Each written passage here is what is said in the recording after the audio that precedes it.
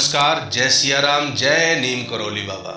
मैं पवन कुमार चतुर्वेदी आशा करता हूँ परम पूज्य गुरुदेव हनुमंत स्वरूप बाबा नीम करौली महाराज जी की कृपा से आप और आपके परिवारीजन स्वस्थ एवं सकुशल होंगे। इन्हीं शुभ मंगल कामनाओं के साथ चलते हैं आज के क्रमांक की ओर। मित्रों, क्या दुख और परेशानी सिर्फ आपके जीवन में है? इसे समझने के लिए चलते हैं एक प्रसंग की ओर। एक बार एक दुखी भक्त अपने ईश्वर से शिकायत कर रहा था, आप मेरा ख्याल नहीं रखते, मैं आपका इतना बड़ा भक्त हूँ, आपकी सेवा करता हूँ, रात दिन आपका स्मरण करता हूँ, आपका भजन करता हूँ, फिर भी मेरी जिंदगी में ही सबसे ज्यादा दुख क्यों? परेशानियों का अंबार लगा हुआ है, एक खत्म होती नहीं कि दूसरी मुसीबत तैयार रहती है। दूसरों की तो आप सुनते हो, उन्हें तो हर खुशी देते हो। देखो, आपने सभी को सारे सुख दिए हैं, मगर मेरे हिस्से में केवल दुख ही दिए। भगवान उसे समझाते हैं, नहीं, ऐसा नहीं है बेटा, सबके अपने अपने दुख और परेशानियां हैं। अपने कर्मों के अनुसार हर एक को उसका फल प्राप्त होता है। ये मात्र तुम्हारी गलतफहमी है। लेकिन नहीं, भक्त है कि सुनने को राजी ही नहीं। आखिर अपने इस नादान भक्त को समझा समझा कर थक चुके भगवान ने एक उपाय निकाला। वे बोले, चलो ठीक है, मैं तुम्हें एक अवसर और देता हूँ अपनी किस्मत बदलने का।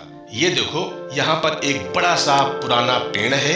इस पेड़ पर सभी ने अपने अपने दुख दर्द और तमाम परेशानियां, तकलीफें, दरिद्रता, बीमारियां, तनाव, चिंता आदि सब एक पोटली में बांधकर उस पेड़ पर लटका दिए हैं।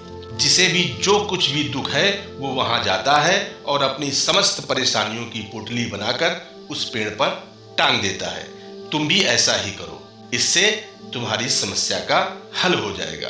भक्त तो खुशी के मारे उछल पड़ा, धन्य है प्रभु जी, अब तो मैं अभी जाता हूं। तभी प्रभु बोले, लेकिन मेरी एक छोटी सी शर्त है। कैसी शर्त भगवान?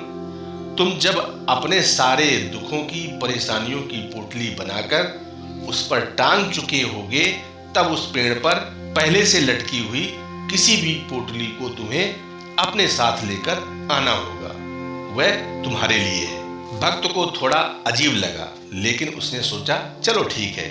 फिर उसने अपनी सारी समस्याओं की एक पोटली बनाकर पेड़ पर टांग दी। चलो, एक काम तो हो गया, अब मुझे जीवन में कोई चिंता नहीं है। लेकिन प्रभु जी ने कहा था कि वापस आते समय एक पोटली अवश्य साथ ले आना। ठीक है, कौन सी वाली लूं?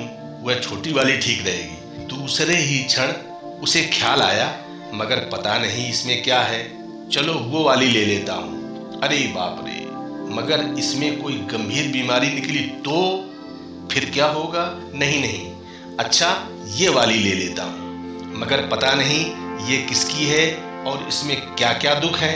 हे भगवान, इतना कंफ्यूजन।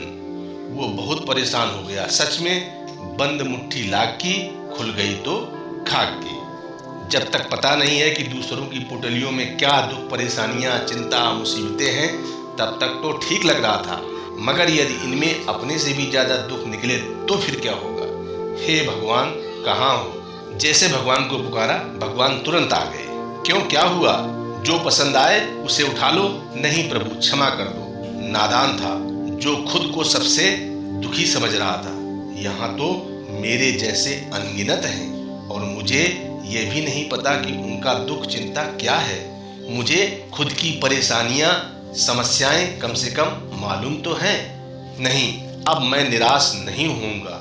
सभी के अपने अपने दुख और परेशानियां हैं। मैं भी अपनी चिंताओं और परेशानियों का साहस से मुकाबला करूंगा, उनका सामना करूंगा, न कि उनसे भागूंगा। धन्यवाद प्रभु, आप जब मेरे साथ हैं तो हर शक्ति मेरे साथ है, और इसलिए सदैव प्रसन्न रहिए। जो प्राप्त है वही पर्याप्त है। मित्रों, संसार में हमें किसी का सहारा मिल जाना अच्छी बात है, किंतु किसी का सहारा बन जाना उससे भी अच्छी बात है। संसार में हर कोई दूसरों से तो सहारा चाहता है, मगर दूसरों को सहारा देना नहीं चाहता। सच्ची शांति के लिए किसी बेसहारे का सहारा बन जाना सर्वश्रेष्ठ माना जाता है। आप आश्चर्य करेंगे कि जिस आनंद और शांति के लिए हम दर दर भटके हैं, जिसके लिए हमने तीर्थों के इतने चक्कर काटे हैं, आखिर वह आत्मसुख बहुत सस्ते में और आसानी से मिल गया है।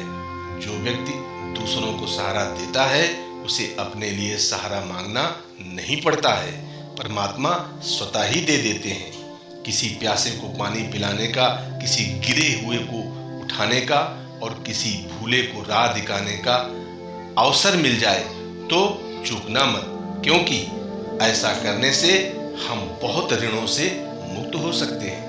कहने का आशय, भगवान ने जो कुछ तुम्हें दिया है उसी में सदैव खुश रहिए और मस्त रहिए। नमस्कार, जय सिया राम, जय नीम करोली।